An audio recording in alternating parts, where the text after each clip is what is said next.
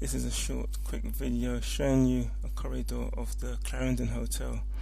The Clarendon had their fire alarm system upgraded to a wireless fire alarm system, and this is a few pictures showing you the corridor of the detectors, the sounders. It was quite a good job. If it had to be done wired, there'd be damage to the decor, especially the coving.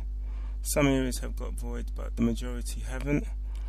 The job was done in 3 weeks, and as you can see, the wireless equipment complements the hotel. There's a translator or a radio booster on the wall there.